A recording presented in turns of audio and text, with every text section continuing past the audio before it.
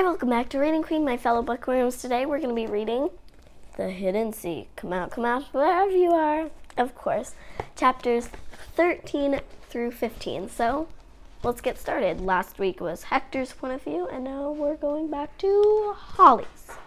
Let's go. Chapter 13. It was hard for Holly to fall asleep.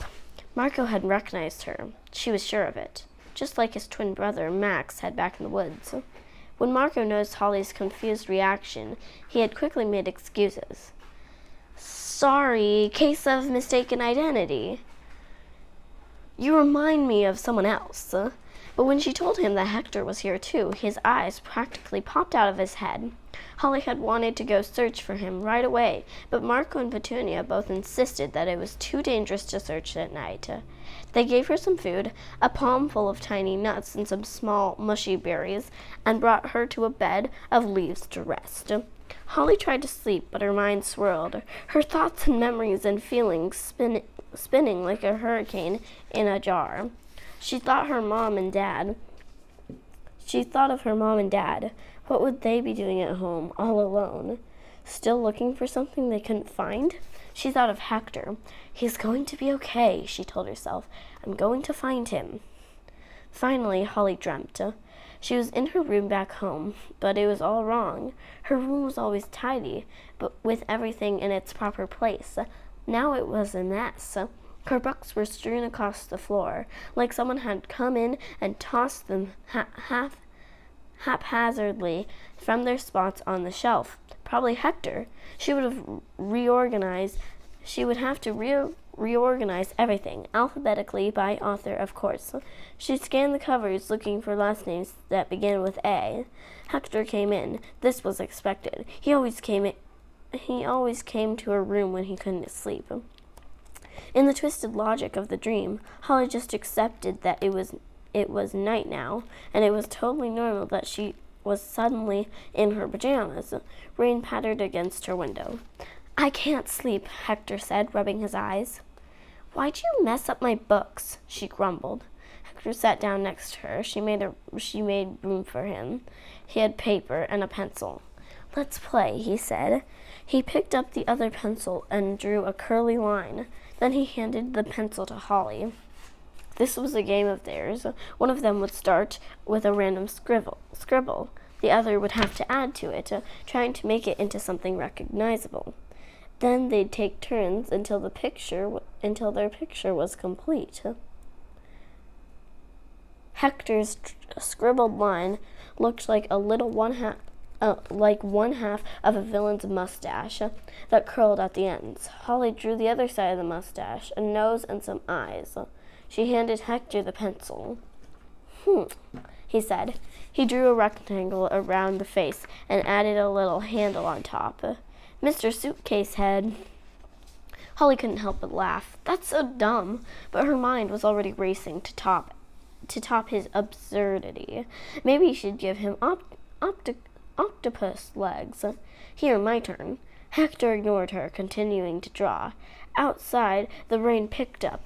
It was really coming down.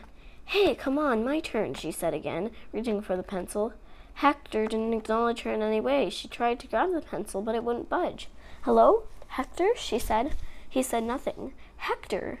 She was starting to get desperate. She stood. She shouted his name. She shoved him and pulled on him, and he still wouldn't respond. A voice deep in her mind began repeating, Not again, not again, I can't do this again.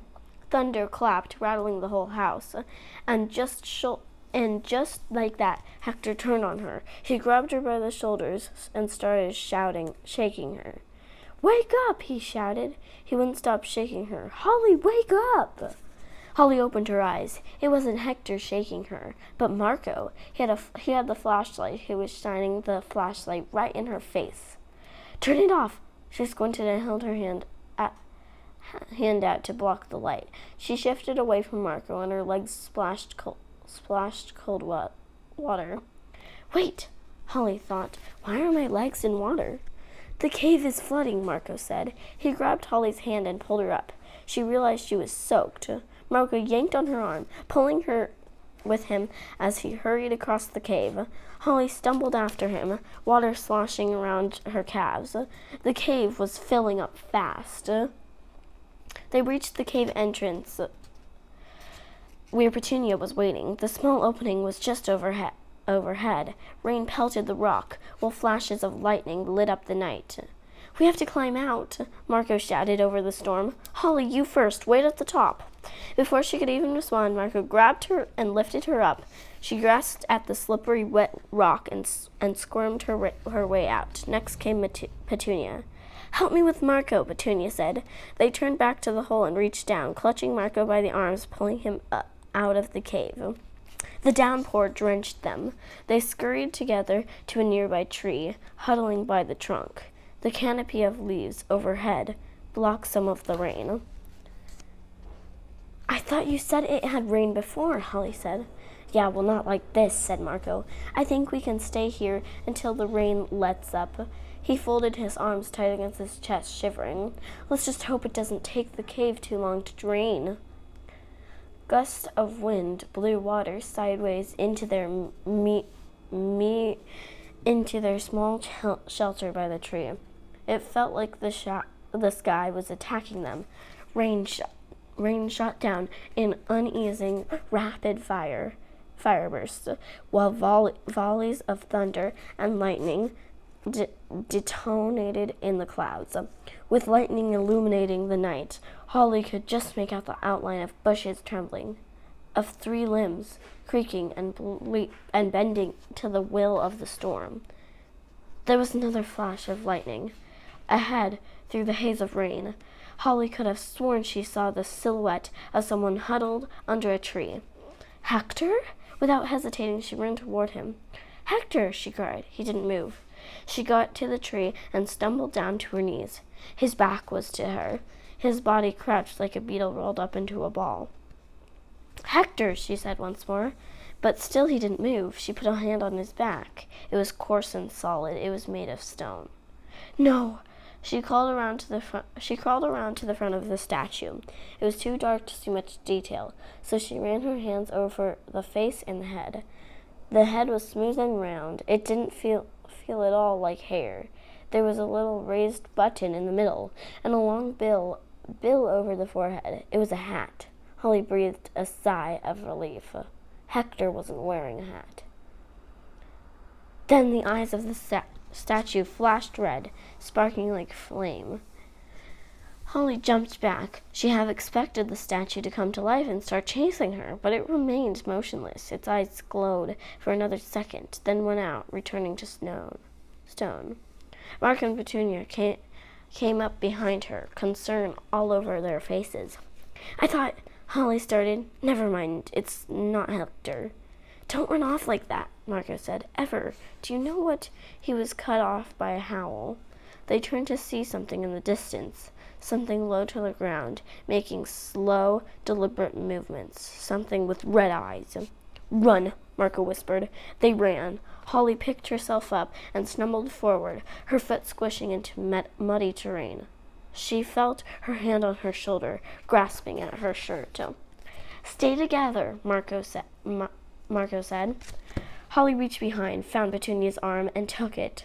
Marco grabbed Holly's other hand. The 3 of them tromped forward in the dark, clinging to one another, Marco leading the way. Between the darkness and the storm and the rain pelting her face, Holly could barely see anything ahead besides the red eyes, besides the shape of Petunia's back. She looked behind her, and the red eyes were still there. They seemed larger, closer, while the 3 of them were practically walking blind. It could probably see everything. "This way," Marco called from up front. "To the stream. If we cross, maybe we can lose it." Crossing a stream? Would that work? Could Marco even tell where they were going? Holly didn't know, but she also didn't have any better ideas. She followed, planting one foot after another into the slippery mud. Each step was a struggle to stay upright, and more than once she had to grasp onto Petunia to keep from falling, almost knocking them both over. Strands of wet hair stuck to her forehead and cheeks. Her braid was coming apart. Holly became aware of a new sound, something other than the drum of rain and wind and the cymbal crash of thunder. This sound was a wet, rushing roar, the sound of water flowing with storm-whipped speed. It had to be the stream Marco was talking about, but it didn't sound nearly gentle enough to be called a mere stream. This sounded like flooding waters that had just burst from a dam. "Uh-oh," Marco said. "Stop! Watch out," Petunia cried. Holly tried to stop, but it was too late. Let's see what's going to happen. Chapter 14. Holly crashed into Petunia. The ground gave way. The sloppy mud squished beneath her feet, and suddenly she was on her back, skidding down, unable to slow herself. She slid faster and faster, Marco and Petunia shouting beside her, all of them plummeting helplessly like debris in an avalanche, until their fall ended in a piercing cold splash. It was the river. As soon as Holly hit the water, she sank, her momentum plunging her bellow. The current grabbed her, pulling her, carrying her away. The river had her and wasn't letting go. Her first thought was that she was going to drown. She was submerged at the mercy of fierce, rushing waves that pummeled and swept her helpless body forward. But her second thought was angry and emphatic. "No, I will not." She was not helpless, she told herself. She knew what she had to do. Don't panic. Don't thrash out. Don't fight the current. Swim with it. She extended her arms and started to kick. She angled up, trying to rise. The river fought her, pummeling her with unpredictable waves. She turned her legs, reaching and pulling with her hands. She had one thought, one goal, and she wasn't going to be stopped. Holly broke through to the surface. She opened her mouth and took hungry gasps of air. She had done it. Moonlight shone through the parting clouds. The rain was letting up. "Petunia?" she called out. There was no response. She wanted to call out to Marco, but the river pushed her forward, dragging her, slapping water in her face. It was difficult to keep her head above the water. "Holly!" Marco yelled. "Where are you?" "In the water, same as you," she thought. That wasn't helpful, though. She twisted her neck and tried to look around. The moonlight was making it slightly easier to see, but she couldn't find anyone else. All she saw was a dark shape looming ahead, getting closer as the river rushed toward it. The dark shape was a rock, Holly realized. It split the river. To the right, the river continued to flow. To the left, it looked like the water came to an end, lapping up against a shoreline piled with branches and debris. "To the left," Holly shouted. "Swim to the left." Holly kept herself aloft, kicking and stroking toward the riverbank. She could only hope that Marco and Petunia had heard her. "Left," she yelled again. "Go left," Marco repeated from behind. "Follow Holly." She surged past the rock. The riverbank was coming up fast. She careened toward the sharp jumble of broken tree limbs and soaking dead leaves. To protect her face, Holly shifted her weight and floated on her back, putting her feet forward, preparing to let her legs take the brunt of the inevitable crash. The river washed her into the debris. Tree limbs snapped. The branches clawed her legs. Her feet hit something solid, and Holly immediately pushed back like she was kicking off at the edge of a pool. It worked to slow her momentum, and she was able to put her feet down. She could stand. She pushed and tossed branches out of her way, her legs slogging through the mucky water. At last she was able to raise her foot and plant it on solid ground. She stumbled onto land, falling to her knees, her fingers sinking into the soft mud. She had made it.